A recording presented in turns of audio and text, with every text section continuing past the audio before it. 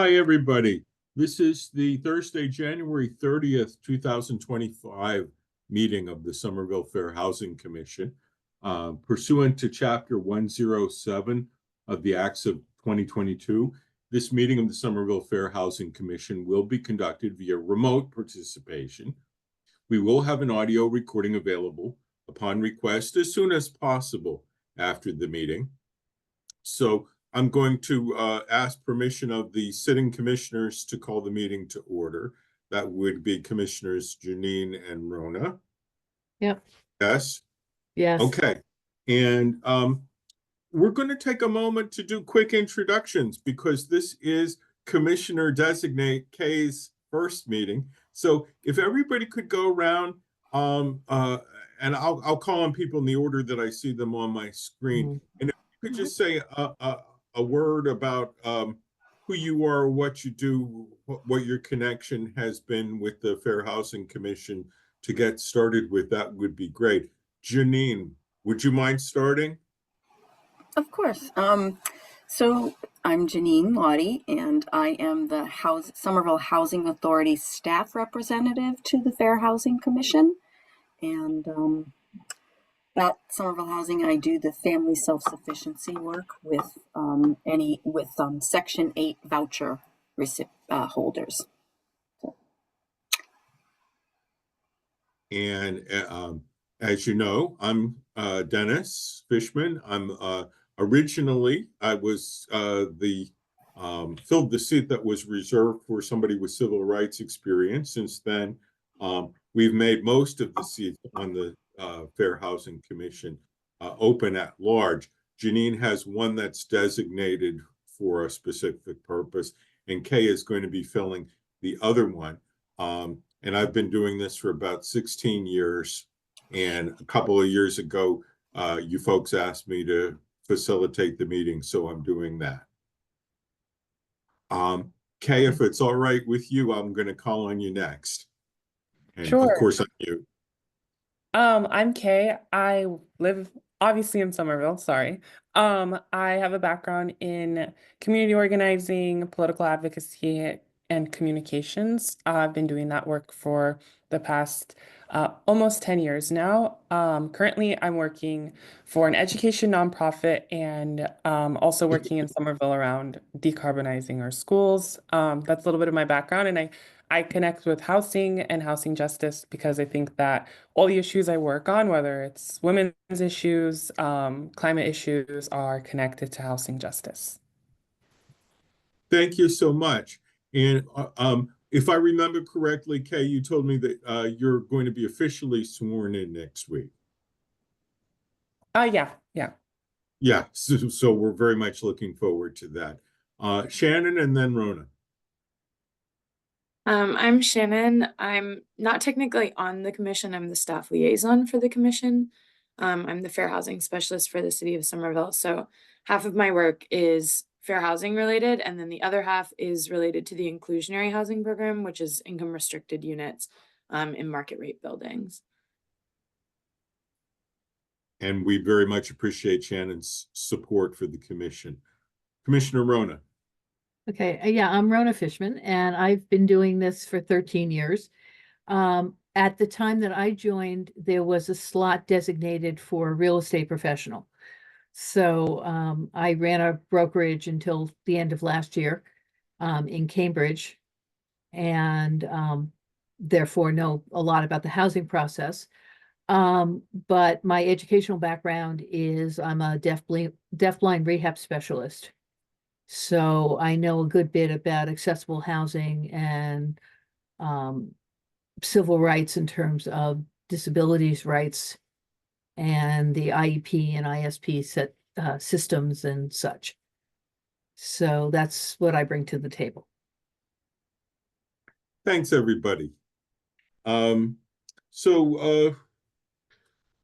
Did everybody have a chance to review the draft minutes from our meeting on January 2nd? Yep. And I'll say the meetings are generally this date, you know, the end of the month, the last Thursday of the month, but in order to avoid the Christmas, New Year's period, in December, we moved it to January 2nd. So it's a little shorter time in between meetings than usual. So if you did have a chance to review those minutes, I'd like to ask for a motion to approve them. I move to approve as written. Is there a second? I'll second. And I'll make it unanimous. Thank you. Okay, we're moving on to standing agenda items.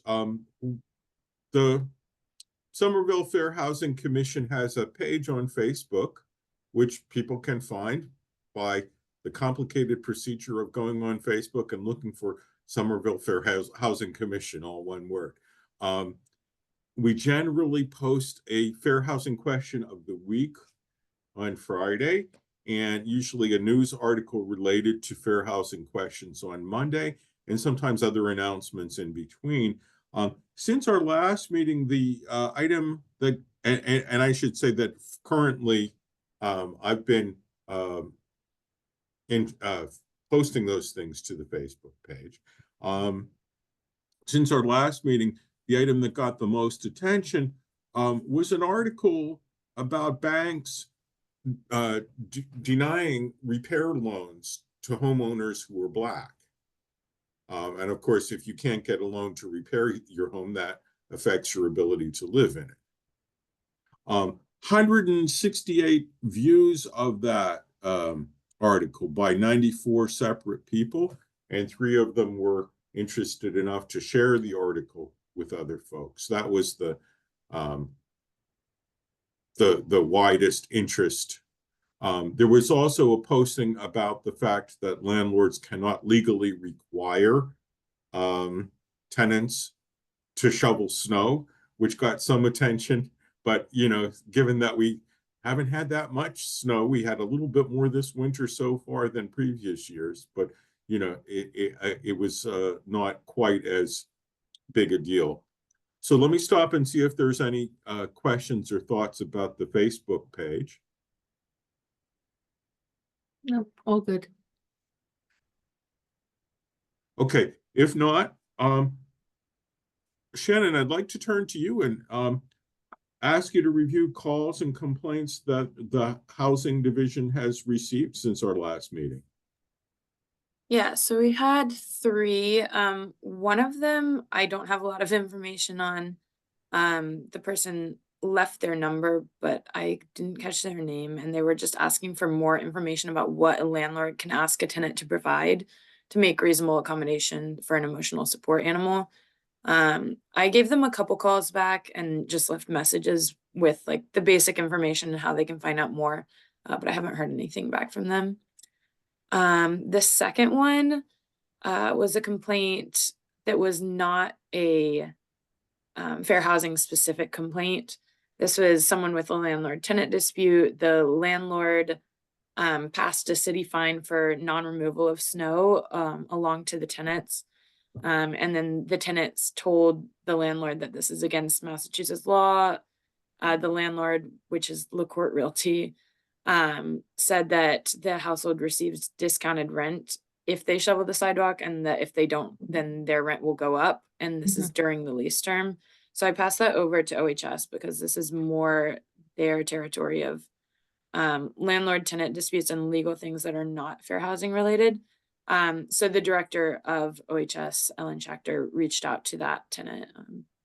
And then I'm just going to throw in case the public is wondering, that OHS is the Office of Housing Stability in Somerville. Oh yeah, sorry. Not a problem. Go ahead, Shannon. The third one, this is someone who has submitted a complaint earlier this year. So we've talked a lot about what they can do, but she resubmitted the complaint because she was having a little bit of trouble with Boston Housing Authority and moving out of her current unit. This is the unit, if you remember from a few meetings ago, that there was a rodent infestation, that she got ISD involved, and that got, well, the owner got the citation from ISD. And again, ISD stands for the Inspectional Services Department. Yeah. Thank you. So the tenant is looking to move to a new place, and they were having trouble, I think, communicating with Boston Housing Authority or getting communication back from Boston Housing Authority. So I just connected the two of them, and it looks like they are going to be able to move at the beginning of February, which is great. That's this weekend. Mhm. But that's all I have. So only 3 this month. Questions, comments? Nope. All right, thank you so much. All right, so we decided, I proposed and Shannon agreed with me, it was a good idea to put the section on our commission-specific activities next in order so that we would have plenty of time for discussion of those things, since that's the stuff that takes the most planning. And this is all in line with the commission's mission largely being educational. As Shannon's report just said, when there's something to be enforced, we have to pass it along to some other body, whether it's the Mass Commission Against Discrimination or I'm losing track. What's the university that can testers Oh, in? Suffolk, you can Suffolk. do, yeah.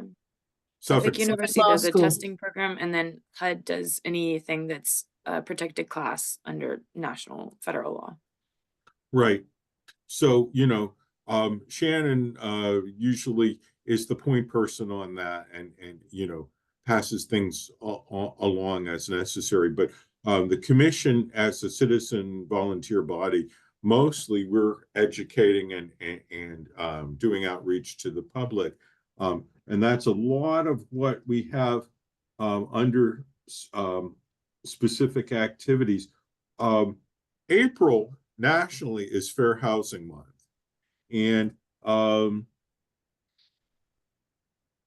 there's a lot of stuff there, but there was a subcommittee that was going to be meeting with the City of Somerville's Racial and Social Justice Department.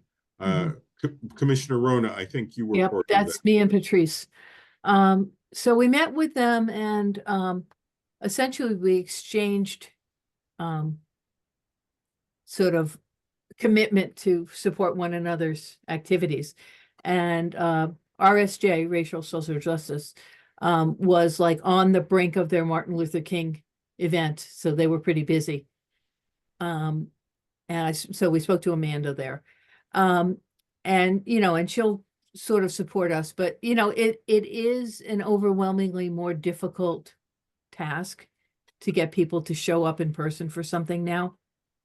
The Martin Luther King event used to draw 150, 200 people, and this year it drew about 50 or 75. We'd have to ask them, but from my eyeball, that's about how many there were. So it's just hard to get people to come out since the pandemic. We've all gotten used to Zoom. So they're willing to support us, and we're willing to support them. And the things that they do better than we do is they have regular interaction with some of Aviva and the translation services. So they have, they have a much smoother communication with them. And I'm working on cleaning that up. Patrice, hello. I'm talking about the meeting with Amanda, so you should jump in. Okay, and you're muted. So jump on in. So, they can select that path. They also have sort of lists on how to contact communities where they are, which we don't really have in terms of, where are the Spanish speaking communities, and we can, where should we be sending the Spanish flyers and the Portuguese flyers and the various translated flyers that we have, so that we can get those out to folks sooner, so that we might get more participation in our events in April. So I'm not sure what you want to add, Patrice. I think you gave such good details.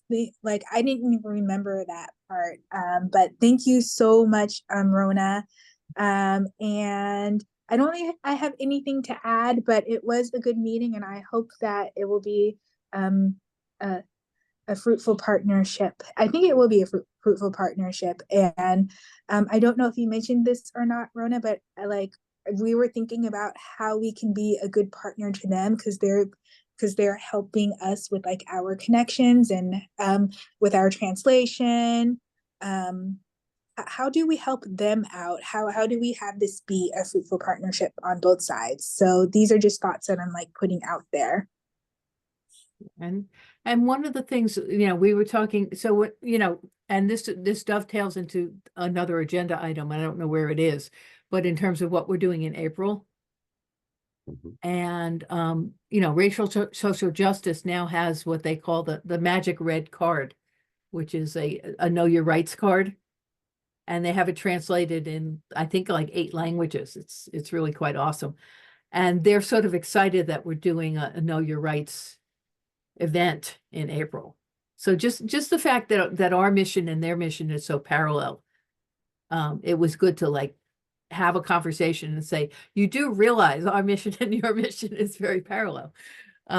So it's all very positive. But when we talk about the event, I'll go there. So what's next on the agenda? Can I Well, actually well- add a couple of things from that meeting Sure. too? Go ahead. Please, and I want to encourage the other commissioners to ask clarifying questions and come up with ideas as we go along. But Shannon, take it, please.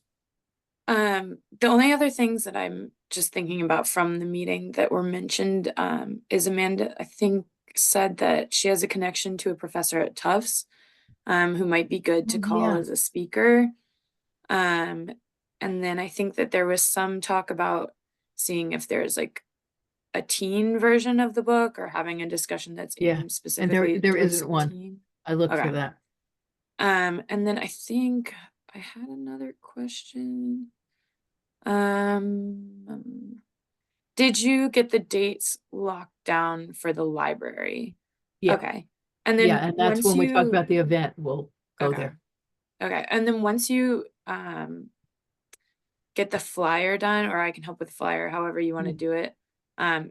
If you could send it to me, I don't know if you're sending it directly to them to get Soya translated, but you could send it to me and then I can Send it, work yeah, with send them. it to you. Once Okay. we have flyers from last year Mhm. that unless we change what Todd's gonna say, it will be the same as the year before. So all they'll need to do is change the dates. Okay. Sounds good. Thank you. So you should have those on file and just, be able to send them over for a date change, and then we'll be all set. Okay. So, should we switch to the event? Oh, I think we can segue right in, but let me just Okay. stop and check with Kay in particular, because this, Mhm. is All a new. little less familiar to, because you're new on the commission. Are there some things that have been flying by that you'd like to have explained a little bit more? No, I don't think so. Also, hi, Patrice. Nice to meet you. But no, I don't think I need anything explained so far. Okay, please feel free to jump in whenever you do. And that goes for those of us who have been on the commission for a while too, because sometimes we tend to talk in more shorthand language and, we need to expand it a little bit. Okay, so in that case, sure, let's talk about what are the actual events that are going to be part of April is Fair Housing Month. Okay, so we have 2 dates at the library locked in, 2 Thursday nights, because that's what people wanted. So the 2 Thursday nights are April 17th and April 10th. And Todd, who's from Castles, from Boston Legal Services now, I think. But he's an attorney who does a lot of landlord tenant law. Wants the 17th. So that's going to be some sort of know your rights, tenants' rights, what landlords need to know, what tenants need to know kind of program. And we can decide that together. And the April 10th will be a book discussion of The Color of Law. And we'll do it hybrid, I think. And that's the only other decision we need to make. But those are the 2 that are locked in. And if we wanted to do yet another program, we'd have to decide when and where. But I got those two locked in. When we were talking to Amanda, she was sort of saying, maybe East Somerville Community School or some of the other locations, because the central library isn't that accessible. There's a Green Line stop, but there's bus. But it's not as easy from some parts of town. So that's sort of what I have in broad strokes. So the question is whether we want to substantially change what we did last time. And Janine was there, so she's not here now. So she was at the program last year, and I don't know if we want to do the same program or whether we want to do a different content. So last year, the attorney spoke about how when you use credit scores as the definition of whether somebody's going to pay a rent, it's on the structure of it, it's discriminatory. So that's fact number one. And fact number two is that there's zero correlation between credit score and the common experience of having the rent get paid on time. In other words, people with low credit scores pay their rent on time, and people with high credit scores pay their rent on time. And people with you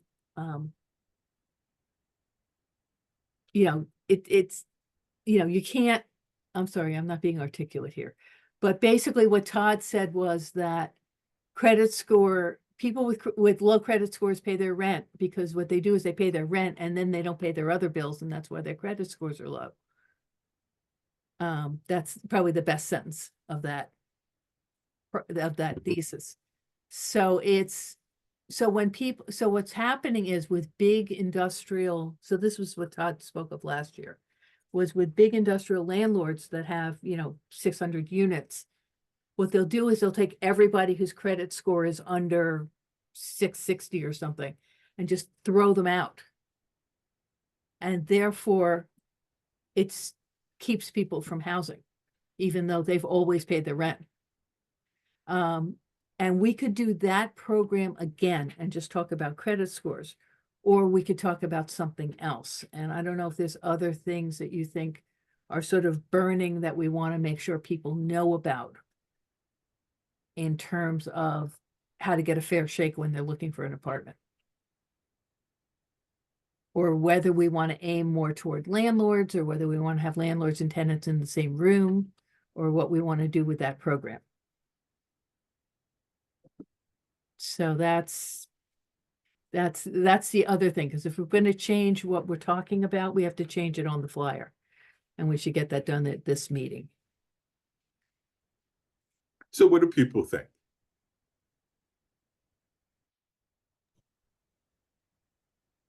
Yeah, Patrice, go ahead.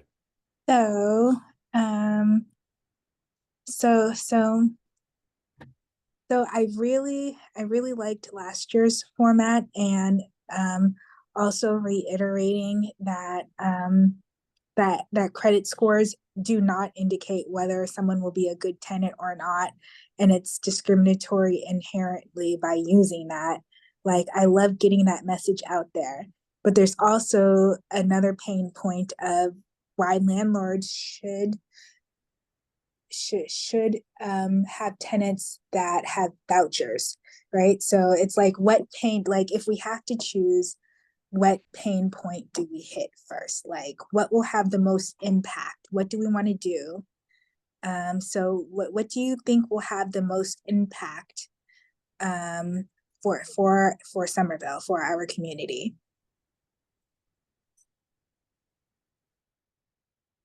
Shannon? I think since last year, you had a program that was talking about credit scores. And based on the complaints that I've gotten in this past year, I would lean towards doing something more voucher related or source of income related. Um, especially, you know, we could even have that sort of as our theme this year. I don't know if that's like what the questionnaire for the candidates for city council is going to be pushing towards, but I think it could be good because it seems like a lot of landlords are not educated on that, even though they should be. But how do we get them to come to a program on vouchers? That's sort of the issue is, Office of Housing Stability has a program that incentivizes landlords to take Section 8 people. And Office of Housing Stability has done programs on that. And it's a very low show. OHS did a lot of outreach and had, I think, maybe a dozen people. And I think we don't even have the capacity to do the kind of outreach they did. So that's sort of my concern, is it would have to have a very sexy title to get people to come in. And I don't know how to make this attractive. Yeah, that's a good point. If we could like Yeah. disguise it in Landlords, something stay out of else. jail. You know? Like, Are you aware there's a $5,000 fine? I mean, I don't even know what the fine is. I guess it's a housing discrimination fine. what it's like too bad we can't like take the list of like of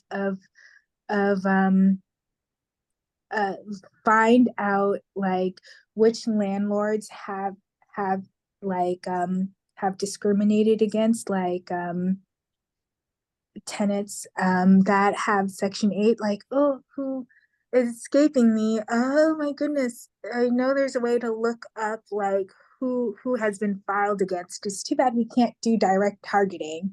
But no, I don't think that's the way that we should go. It's too tempting, but like, but yeah. Well, if we do direct targeting, why are they going to come? Because we're serving pizza? I mean, I was actually joke about that. I was like, we could have pizza. I was just thinking about that, but like, no, free like, gingerbread house if you come, so we can berate you for being a sleazy landlord. Rhoda, I totally understand what you're saying, and like, I would definitely love I would love to be able to have like a webinar or an event for landlords who are discriminating against tenants who have vouchers. However, we may not be able to reach the demographic we need to reach. Like, I love that idea. I wonder if we could do both.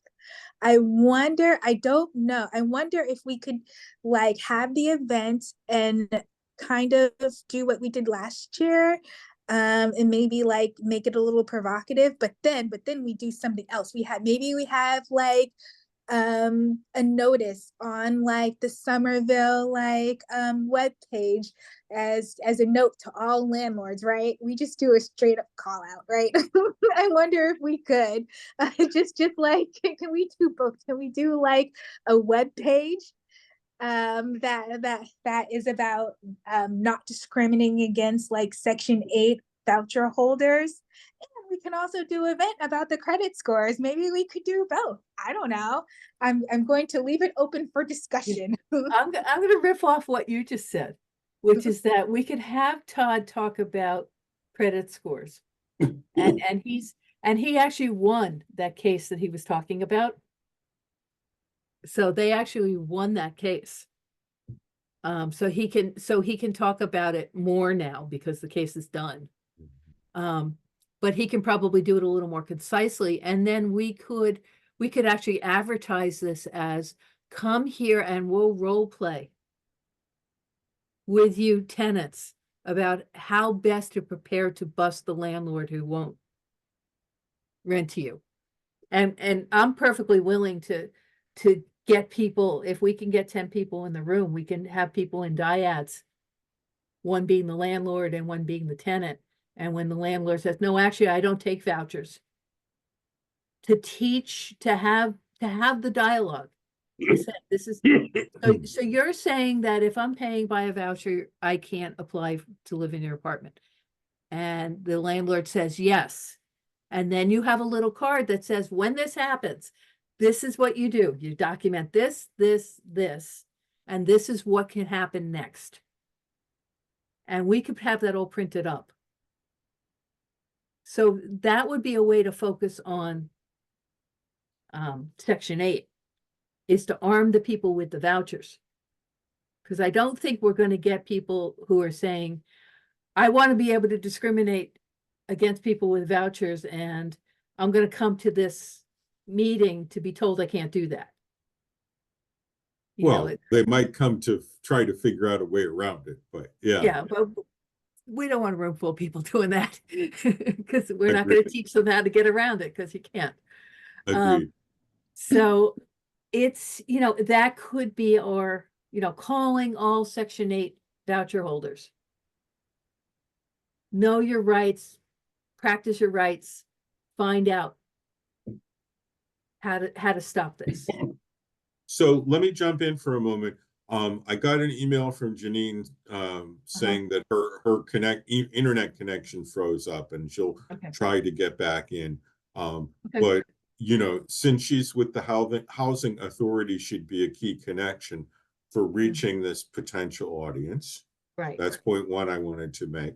Point two, because you, Rona, and Patrice made that connection with racial and social justice, you know, they may help us to reach out, to publicize, to connect to folks that we did not get to last year.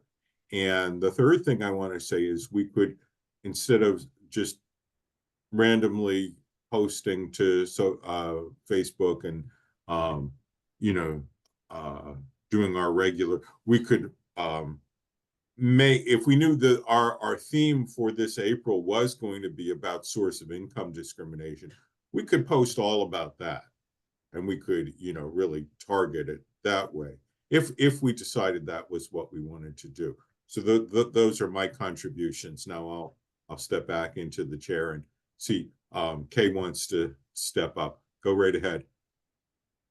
I was going to say, I think I was trying to understand the event a little bit better, but Rona, I feel put it, like what I was trying to say into words. I think combining it is a really good idea, and kind of generalizing it into like a how to educate your landlord type of event would be really cool. So I'm piggybacking off of that. And then yesterday I was talking to Dennis about opening an Instagram for the commission. I feel like that could also be a good place for us to publicize and reach out to folks on, just because I think also a lot of folks who are like uneducated on these issues are more likely to be on Instagram, so that could be an avenue. I mean, my impression is Facebook is for old people now. So we definitely need more media channels, and I'm glad you're coming in. So you were very much worth the wait. I'm glad you're here. I'm glad I'm here too. And I love that, how to educate your landlord as a title, at least as a working title for now. So what else do we need to do at this meeting to plan towards April?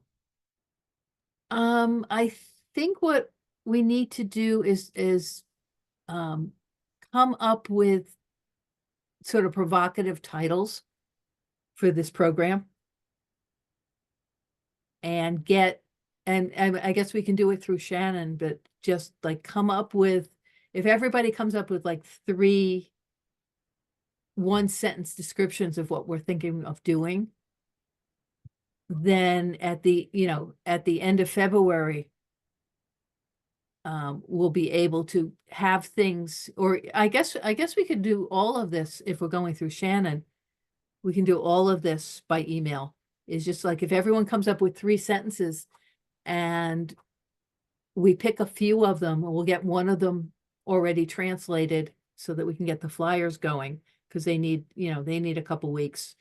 And we want to get the flyers no later than March 1st, because we want to start distributing them. So my guess is like, what are we gonna call this thing? You know your rights is sort of getting old hat. So, educate your landlord, saying no to Section 8 vouchers is not allowed. What do you do? Or even though, what do you do when your when a prospective landlord says we don't take Section 8?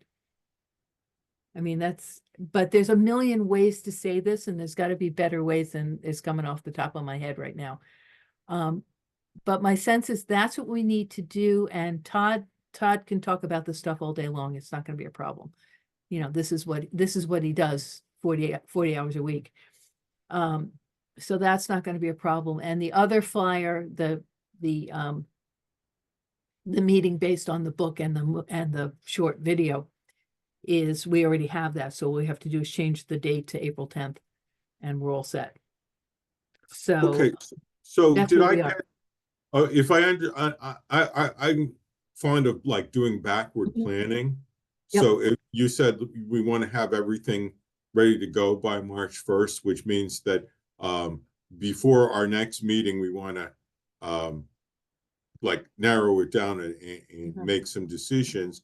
And as Rona's implying, we can't directly communicate among the commissioners outside of our meetings in groups of more than 2, because once we get a quorum, it violates the open meeting law.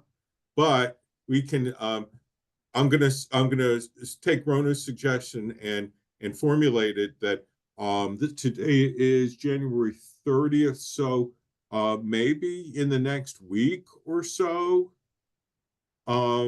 we can throw some titles or topic ideas together. Use your creative instincts. They don't have to be, nobody's getting graded on this. Brainstorm, throw some stuff into email, send it to Shannon. She can compile it and send it to all of us, right? And then by the time we get to our next meeting, February 27th, I think we can just formally approve some stuff. But have the informal discussions via the staff as our good intermediary before that. Does that make sense to folks?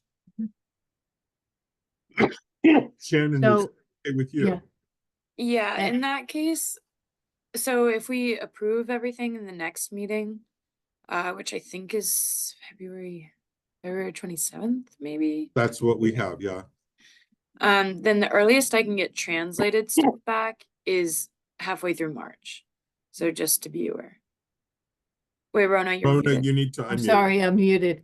Yeah, so we need to do it before the next meeting. We need to have these ready by the middle of February if we're going to have the flyers March 1st. So let me propose an alternative procedure then. Still, everybody send ideas to Shannon, and pardon me.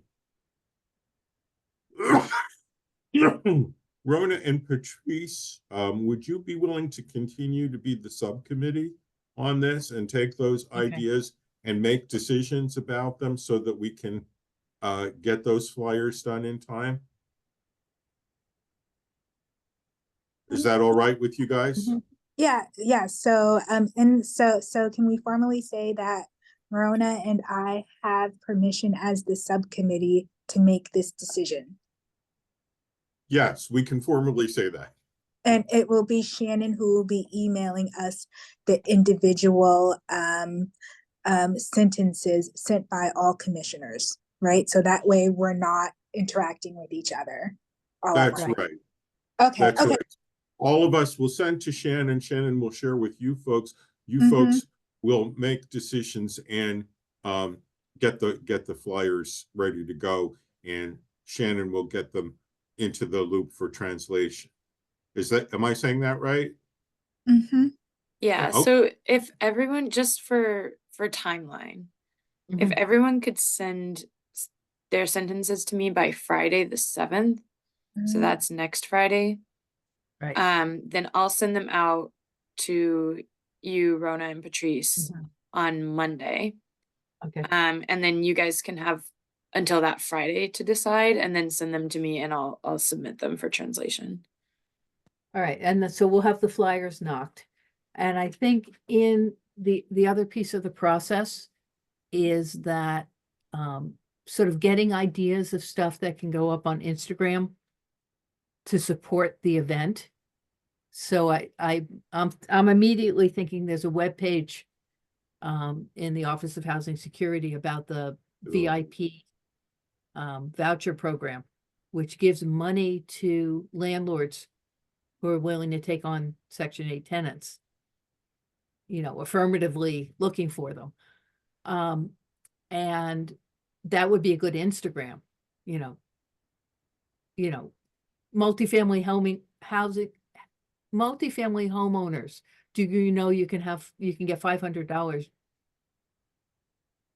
for renting, $500 extra for renting to a Section 8 tenant? Oh, and Dennis, Shannon just threw up the website. So that, that's something that could go on Instagram, it could go on Facebook. And it would sort of be leading up to it. And I think at the next meeting, we can find 4 or 5 of these things and have them ready to run. And have sort of the program ready to run. So that's the way I'm imagining it. So if that makes sense to everybody, and if this is all right with you, Kay, I'm going to volunteer you and me to work on social media and communications. And we'll, again, we can people who have ideas about this, you can send it to, for this, I don't think it has to go through Shannon. I think, if you have an idea about something that would make a good Instagram or a topic for social media, send it to one or the other of us, not both, and then we will share it between ourselves and it will work.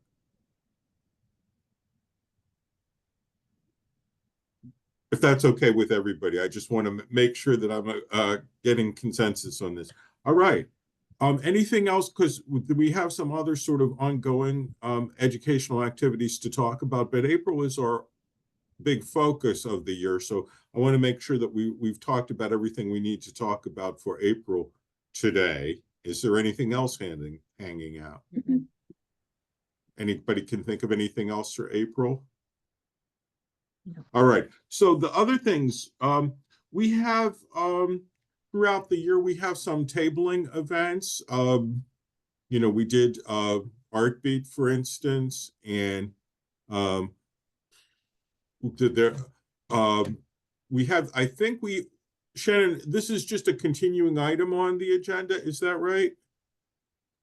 Yeah, still a continuing, when do we want to table for this upcoming year? I know we have April as the priority, so we might not find anything before then, but Well, if we you had- know of any events or festivals. Well, Artbeat went very well.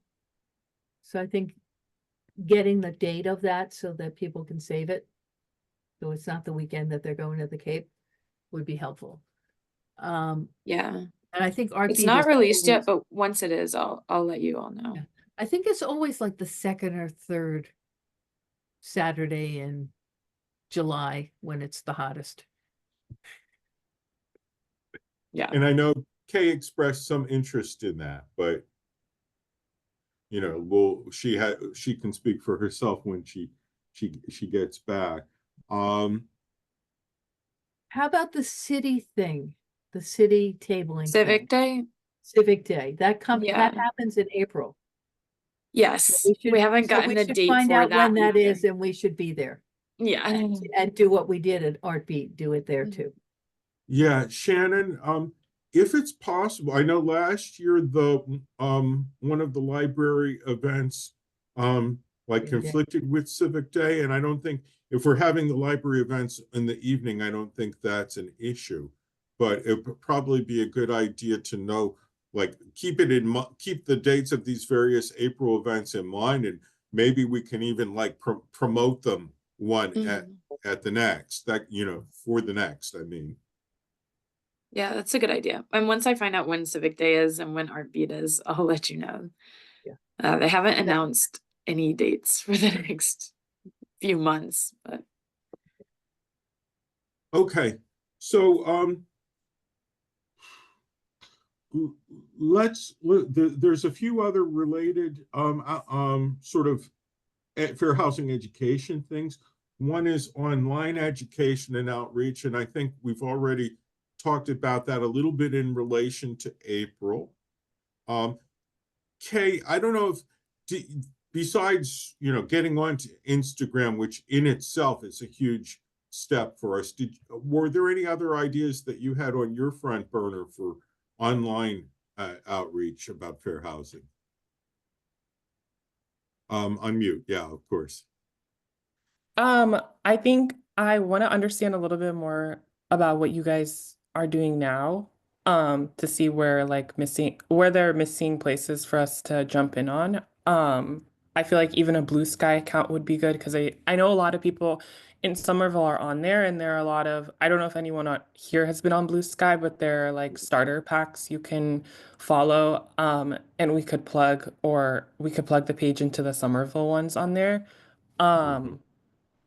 And yeah, I think that's what I'm thinking right now, but I'm gonna think of more things just as I understand more. Thank you, very much appreciated. Anybody else have any thoughts about online? Okay, well, another avenue, and this is something that Patrice took the lead on in previous years. This is an election year here in Somerville. And as you folks will remember, we've done questionnaires for both the incumbents and the challengers to get them focusing on fair housing issues, and also to get their answers out in front of the voters, both through the city's webpage and through places like the Somerville Times. These days, the Cambridge Day and its print version, The Week, have a good amount of Somerville coverage, which is really nice for us.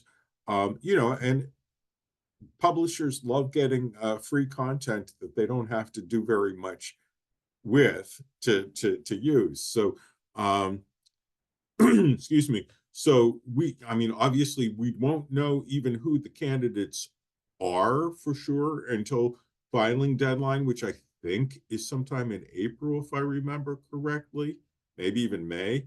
But do we want to, I guess first question is, do we want to do the questionnaire thing again? And second is, do we want to do anything, any new wrinkles on it compared to 2 or 4 years ago? And Patrice, why don't you start and then other people can chime in? All right. I definitely think that we should do it again. I think that it serves the purpose of educating. It helps educate folks on fair housing, and it helps educate folks on the candidates that are running in their particular ward. And it also at times may even educate those folks that are running in wards on fair housing. So it serves many purposes.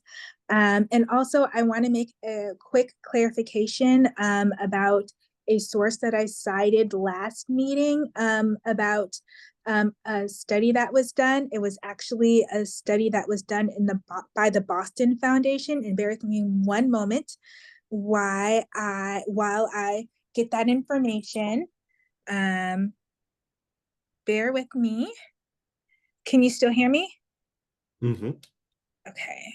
So I just want to make sure I'm giving out correct information on where people can find this study, because I found it profound, but I hope to be able to, and if the commission were to allow, to kind of add an additional question based on the study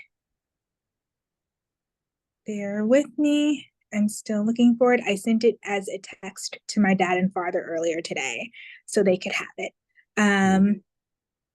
So it is called Qualified Renters Need Not Apply, Race and Voucher Discrimination in the Metro Boston Rental Housing Market. And it was by the Boston Foundation in collaboration with the Suffolk University Law School and the Analysis Group. So I just wanted to make sure that I was clear on that, and that I cleared that up if anybody was looking for that study. But I think we should up the ante a little bit with our question and maybe tie in section 8 vouchers, because I feel like that's going to be kind of our guiding vision for this upcoming year as part of our commission work plan, right? To educate like landlords and tenants about Section 8. So with that as our guiding principle, I think I want to add in a question to the candidate questionnaire about Section 8 vouchers. I haven't thought of a question yet because I haven't finished rereading the study. It's like 68 pages. It's going to take me a minute to really sink in and let it digest for a moment. But I think that's what we should do. I think there's a way to tie it all in together. And I'm open it up to the floor to hopefully us have a healthy discussion.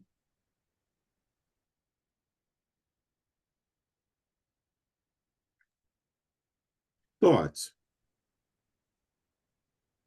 Yes, Rona.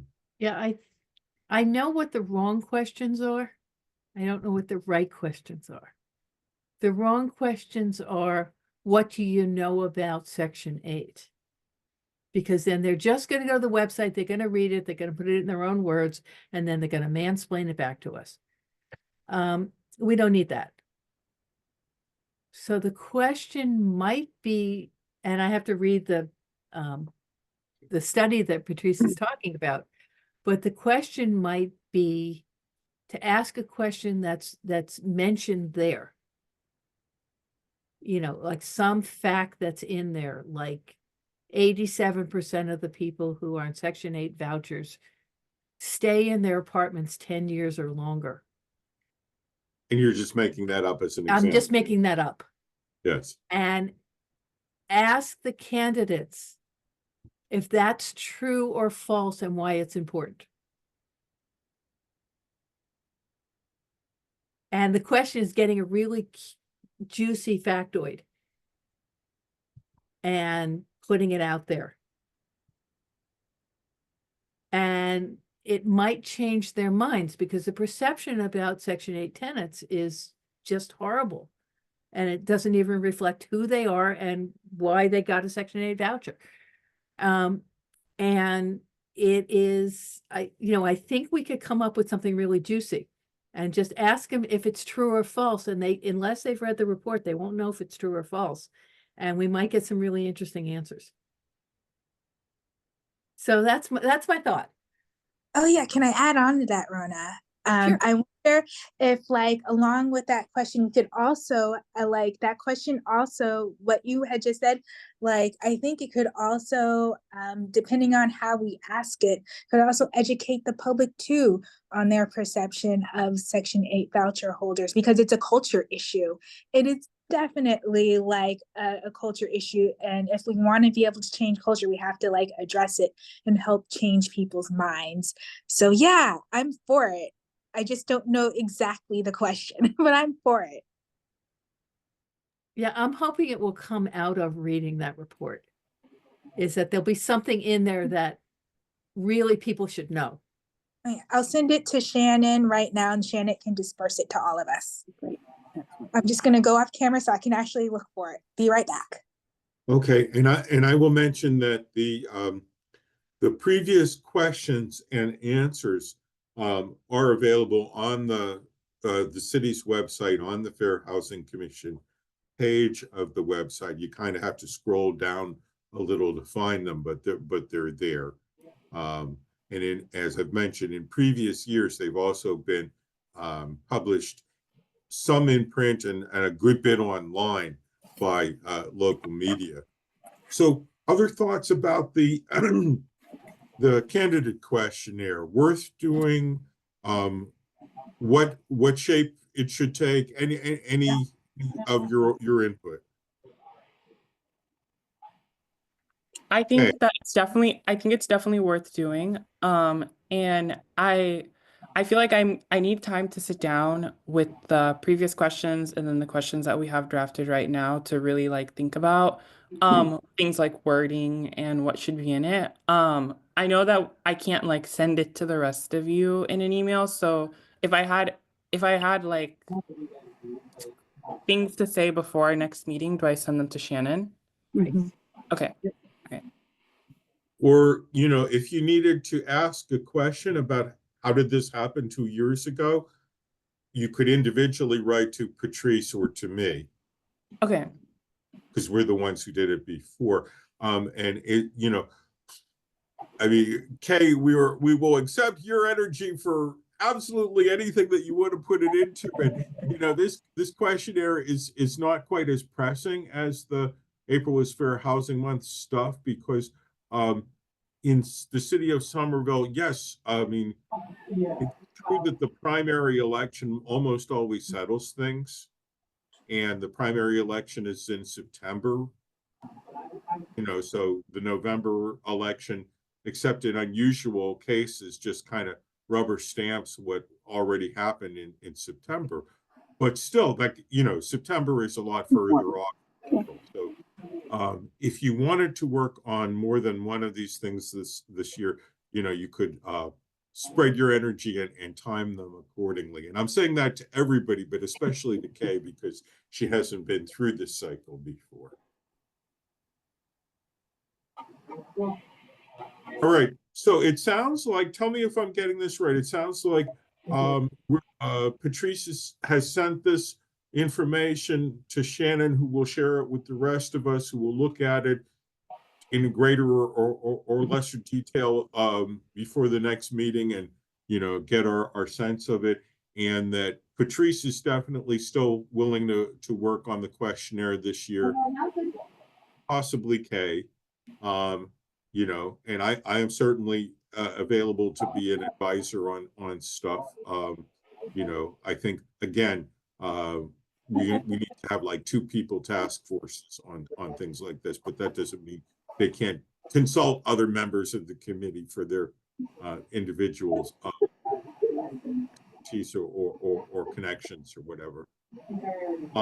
You know, and that consulting with somebody in particular on an issue comes up a lot on the next item, which is we had talked about collaborating with the housing authority where Janine works, you know, to do more outreach with tenants. And I think, tell me if I'm remembering this right, there's a voucher orientation kind of event. Janine, would you say more about that? Yeah, I'm going to close my door because now it's getting distracting. It was, apologies for spacing out. It was I think my portable heater might have tripped the power, and so like everything just got really weird. So yeah, I don't know how often they do them, but they're called voucher orientations, and basically anyone that's issued a new voucher comes in and gets just a lot of information, not just about how the voucher works, but about our programs, about, you know, who to call for what, you know, just it's I don't know, it's lack of a better word, it's like an orientation. And I think usually one of our Section 8 managers does that. It might even be our Section 8 supervisor.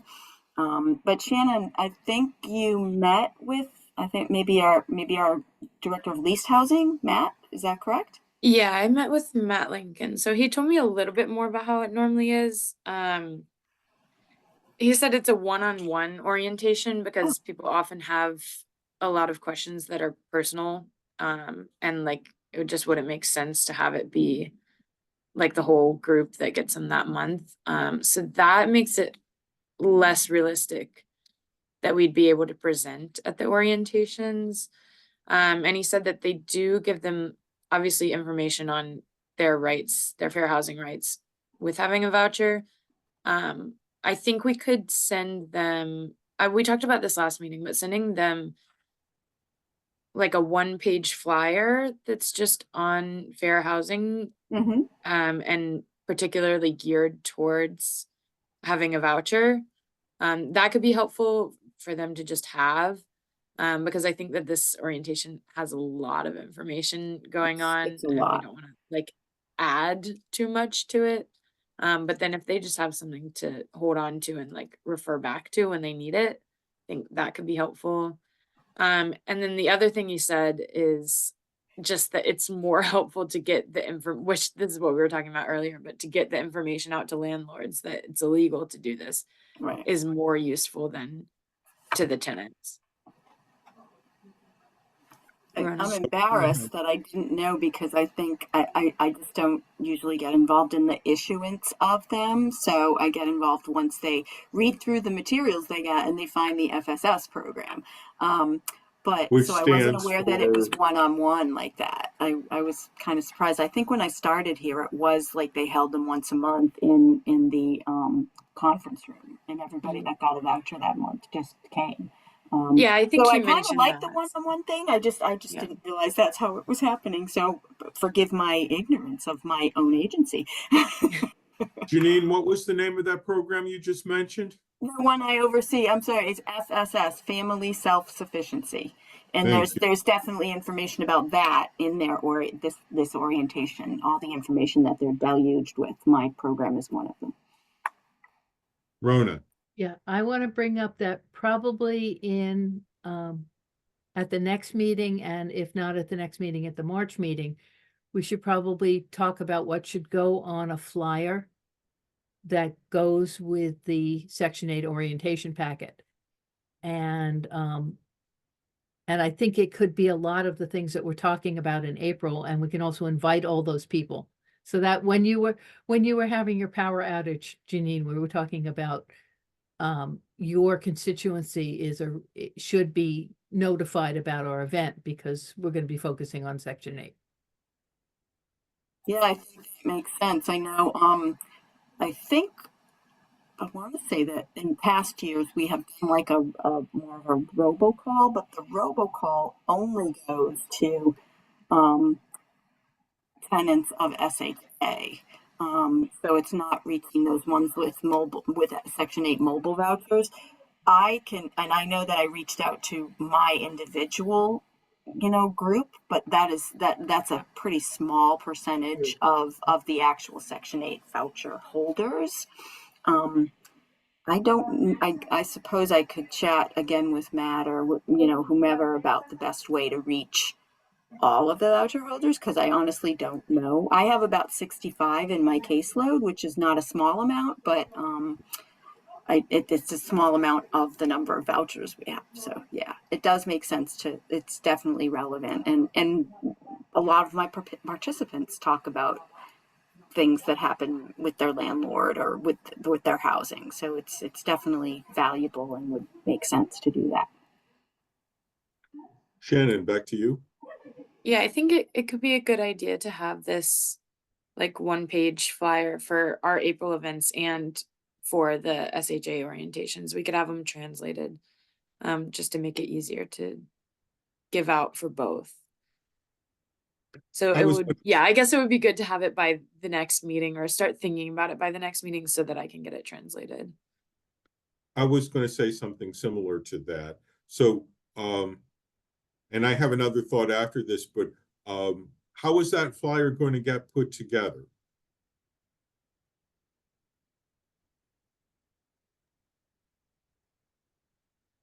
Rona, thought on that? Yeah, I'm basically thinking that it needs to be drafted and gotten to Shannon, and then everybody can look at it, and then together at the next meeting we can figure out just sort of word order and whether it all needs to be there. Because one of the things we learned from Claudia, who was a former member, is less is more, because people don't read when they see a very text heavy piece of paper. They just don't read it. So we need to get it concise. So again, if you can come with the things you think belong on that flyer, I think we can hash that out moderately quickly, because I think we're all on the same page about what people need to know. That's And a great point. I think one thing I was going to say, same thing. I'm sorry. Echoing Claudia's concern is, especially if we want it translated.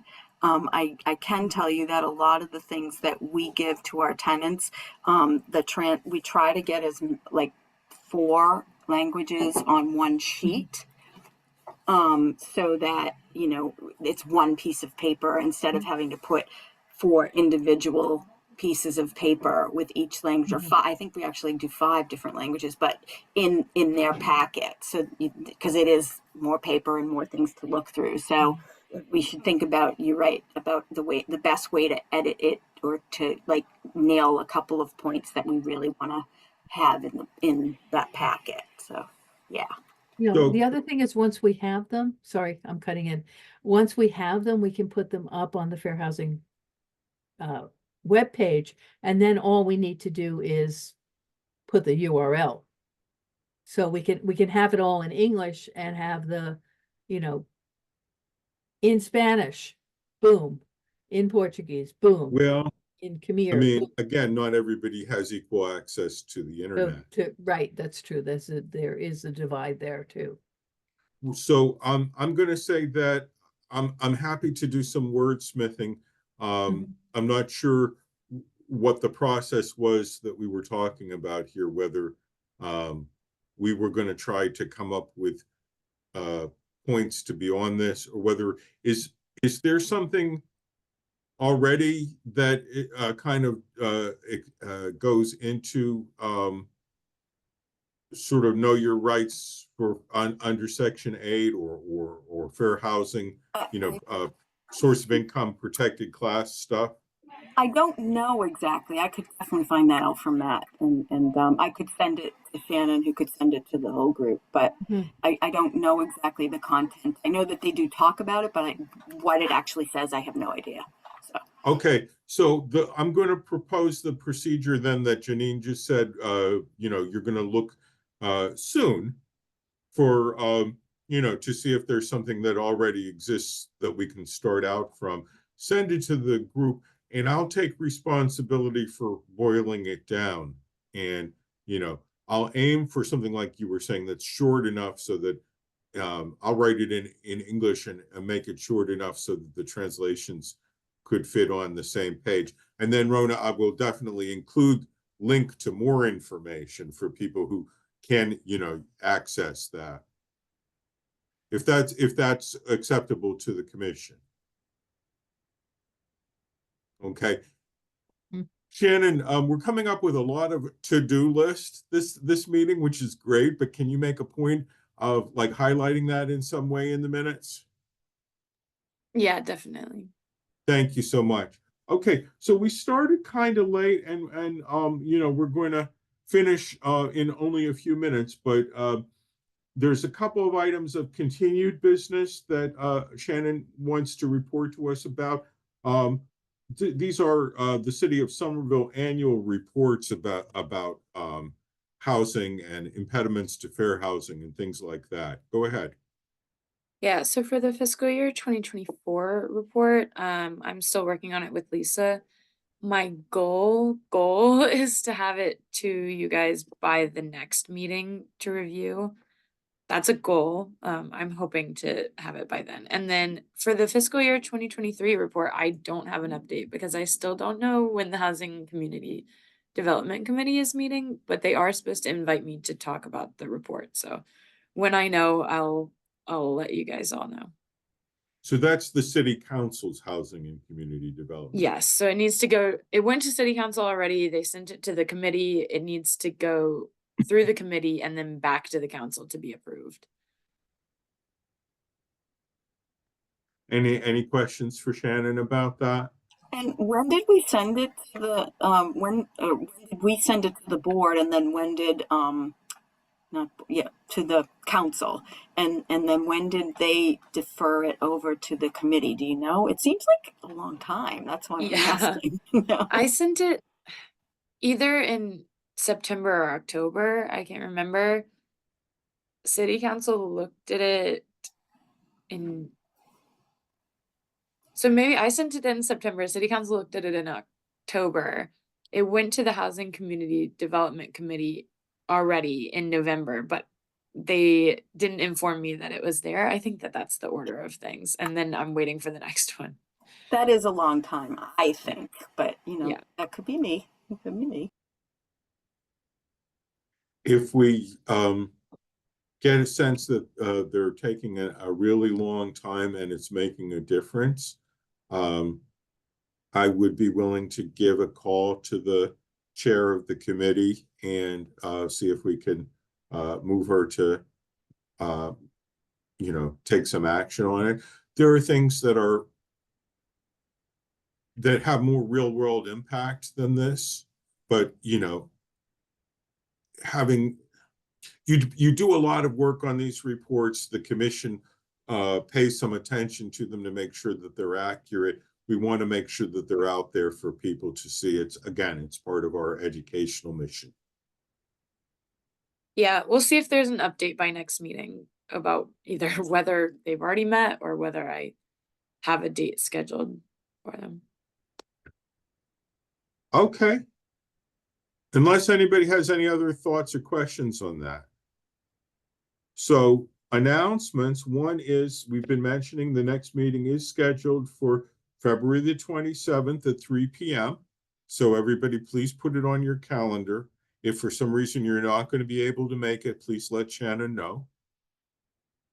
Has anybody had a birthday or any other notable event since our early January meeting?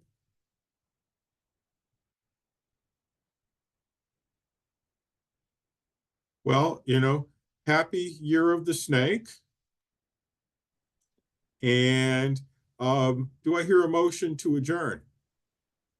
Motion to adjourn. Do I hear a second? I'll be number 2. Okay, Patrice, seconded by Rona. Janine, what say you? Yes. Yes, I'll make it unanimous. The meeting is adjourned at 4:28 p.m. Thank you, everyone.